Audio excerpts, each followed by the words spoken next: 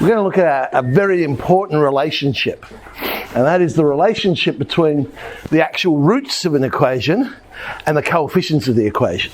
If we say alpha and beta are the two solutions to this quadratic equation, then we know it must be possible to factorize it as x minus alpha, x minus beta, but it's not monic, so there must have been a constant a out the front.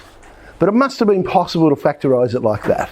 Well, if I expand the right-hand side out and group some terms together, and then I've also divided both sides by a. Now these are the same things. Remember that rule we looked at for polynomials? That if they're identical, then the coefficients must be the same. So therefore, well, x squared's fine, but alpha plus beta must end up being minus b on a. And alpha gamma must end up being c on a. And so that now links the actual roots of an equation to the coefficients of the equation. So sum of the roots and product of the roots. So if we now have to form a quadratic, and we know the roots are 2 and negative 3. Now I know we looked at this a bit earlier in the year, but now that we have knowledge of that relationship, we can say, well, the sum of these roots is negative 1, and the product is negative 6. So therefore the equation must be x squared plus x minus 6. X squared minus the sum of the roots plus the product of the roots. Now, 2 and minus 3, not too hard to work out anyway. I could have factorised it as x minus 2, x plus 3 and just expand it out. But when you get ones like this where the roots are irrational, 2 plus root 5, 2 minus root 5, something nice happens. Because some of the roots, the conjugates, well, the irrational part is going to cancel each other out. And we get the sum of the roots is 4. And the product of the roots, well, that becomes difference of 2 squares. So again, we end up with a rational number, in this case, negative 1. But just like I did with the last one, I can now say, well, hang on. I know the equation is going to be x squared minus the sum of the roots x plus the product of the roots, and we have the equation. One reason why it's good to know that relationship between the roots and the coefficients. We can also have some fun playing. So we know alpha and beta. We don't have to go and find them. Right? They're not asking us to find them. What they're asking us to find is, well, what's the sum of the roots? Oh, we can just look at it. We know that's minus b on a. So in this case, 3 on 2. What's the product of the roots? Oh, that was c on a. So in this case, minus a half. Then we can manipulate these to get other expressions. Very common one they like to ask, alpha squared plus beta squared. How can we get that from what we already know? Well, that's going to be alpha plus beta all squared, but minus 2 alpha beta. Because if you were to expand out alpha plus beta all squared, you'd get alpha squared plus 2 alpha beta plus beta squared. So I need to get rid of that 2 alpha beta, and I'll be left with alpha squared plus beta squared. You'll notice I've boxed that, because that's a result we use a lot. So you see that alpha squared plus beta squared, righto. Alpha plus beta squared minus 2 alpha beta. Substituting what we've already found, what do we end up with? There it is, 13 on 4. Another common one is we want to find the reciprocal of the roots, what they are when they're added together. And it's not just as simple as just turning each root upside down and adding them. We've got to treat it like an algebraic fraction. So a common denominator would be alpha beta. The numerator becomes alpha plus beta. So we have the sum of the roots divided by the product of the roots. Sub in what we've already found for those, and we get negative 3. Find the value of m if one root is double the other. So instead of calling the roots alpha and beta this time, I'm going to call them alpha and 2 alpha, because one root is double the other. So the sum of the roots now becomes alpha plus 2 alpha. We know that to be negative 6. The product of the roots will be alpha times 2 alpha, and that is m, which is what we're trying to find. So we'll go back to the left-hand side. Left-hand side, we get alpha is negative 2. I can now substitute that into the right-hand side, and we end up with, there it is, m equals 8. So it's manipulating this algebra around. Well, that's just the quadratic. We're of course interested in any polynomial. So for quadratics, we've just seen sum of the roots minus b on a, product of the roots c on a. A cubic, what happens? Well, the sum of the roots is still minus b on a. It's just that now there's 3 of them, alpha, beta and gamma. Well, what happens with the product? I don't call it product of the roots anymore. I call it sum of the roots 2 at a time. So all the possible pairings. And of course, from perms and coms, we know that should be 3. How many ways can we arrange anyway? All the possibilities are alpha, beta, beta, gamma, and alpha, gamma. But that will still equal C on A. That's not going to change. The product of the roots now is alpha, beta, gamma. It turns out to be minus D on A. Quartic, if it was to the power of 4. So now I'm going to add another root, delta. But the sum of the roots is still minus B on A. The sum of the roots 2 at a time, and there's 6 possibilities now, is still C on A. But now I'll have sum of the roots 3 at a time. So I could have alpha, beta, delta, alpha, gamma, delta, and beta, gamma, delta, but it'll still be minus D on A.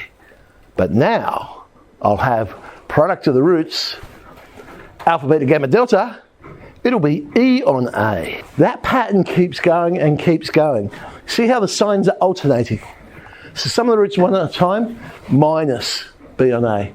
Then 2 at a time, plus C on A. 3 at a time, minus D on A. 4 at a time, E on A. Now if I was to go to a pentic, then 5 at a time would become minus F on A. And it just keeps going and keeps going.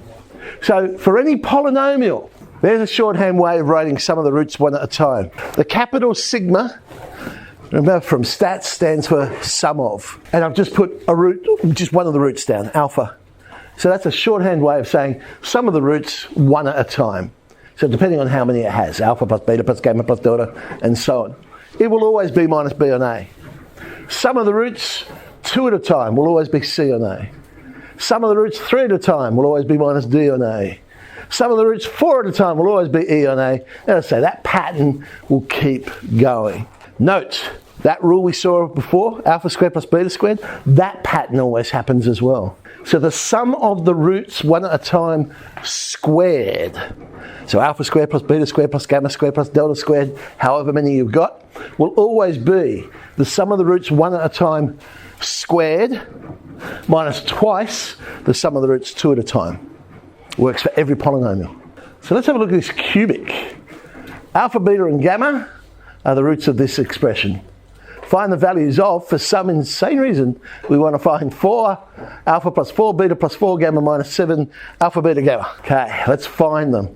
Alpha plus beta plus gamma, so 1 at a time, minus B on A, so 5 on 2. Alpha, beta plus alpha, gamma plus beta, gamma, 2 at a time. C on A, so in this case, minus 3 on 2. Alpha, beta, gamma, minus D on A, which in this case, minus a half. Don't actually need all of those for this first part, but I could factorise that to be 4 lots of alpha plus beta plus gamma, and then also we've got take away 7 lots of alpha, beta, gamma. Sub in what we've found, 27 on 2. The reciprocal question, so what are they in reciprocal? Do it like an algebraic fraction. The denominator will be alpha, beta, gamma, but the numerator becomes sum of the roots 2 at a time. Sub in what we've found for those expressions, and we get negative 3. So let's do that alpha squared plus beta squared plus gamma squared. That will be sum of the roots 1 at a time squared minus twice sum of the roots 2 at a time. Sub in what we've found, and we get 37 on 4. Wow, 1988. What an old question. Okay, alpha, beta, and gamma are the roots of this cubic. So first off, nice little gift mark. Find the sum of the roots, 1 at a time. Well, for this one, it's 0. So whilst I say it's a nice gift mark, you can see the error a lot of people would have made. What do you reckon they would have written down for the answer? Because they just would have looked at it and went, oh look, negative 3, oh well, minus B on A, the answer's 3. But there's no x squared term there. So B is actually 0 in this case. Alpha, beta, gamma. Well, that'll be minus 1. Then they asked for the reciprocal one. So create an algebraic fraction. Now we haven't found the 2 at a time yet. So for this one, that would be negative 3. So we get an answer of positive 3. 2003 question. It's known that 2 of the roots, it's a cubic, so it's got 3 of them. 2 of the roots are reciprocals of each other. All right, so instead of calling them alpha, beta, and gamma, I'll call them alpha, 1 on alpha, and beta, because 2 of them are reciprocals of each other. So product of the roots I'm going to jump to straight away. Why? Because I know reciprocals will cancel each other out. And that will allow me to find beta. So I actually know one of the roots of this equation. And it's going to be negative 3. Remember, we're trying to find k. Well, I can use my factor theorem, because remember we just said we know negative 3 is a solution. Therefore, when I sub it in, I should get an answer of 0. So I don't have to play around with the roots now. I can use the factor theorem, and we should get an equation where we can work out k. Sub in negative 3, and 3k is 39, so k is 13. You could have wasted a lot of time there by setting up some of the roots 1 at a time, some of the roots 2 at a time, creating simultaneous equations, and so on. 2006 question. Again, they gave us a cubic. They told us R, S, and T are real numbers. Well, thanks for that. And it has 3 real zeros. 1, alpha, and minus alpha. Find R. Well, in this case, some of the roots 1 at a time is going to be nice, because the alpha and the minus alpha will cancel out. And we'll get the answer for R straight away now. 1 is negative R, so R is negative 1. They're not asking us to find S and T, they just want to know what they are when they're added up. What is S plus T? Some of the roots 2 at a time. Well, that gets me a value for S. It's minus alpha squared. Now, I don't know what alpha is, but I know S is going to be minus alpha squared. Well, I haven't done 3 at a time yet. What happens there? 3 at a time, I get that T is alpha squared. Aha! They want to find S plus T. Well, whilst I don't have a clue what alpha is, I don't need to, because S plus T, add them together, we're going to get 0. Or, another way I could have done that, remember, polynomial 1, they've told me, is a solution. So I sub it in, I know that's going to equal 0. Sub that into our equation, 1 plus R plus S plus T equals 0. We found that R was negative 1, and so again we come up with S plus T is equal to 0. Which way is quicker? Maybe the second way is slightly quicker. So 10F, we're going to play with the roots and the coefficients.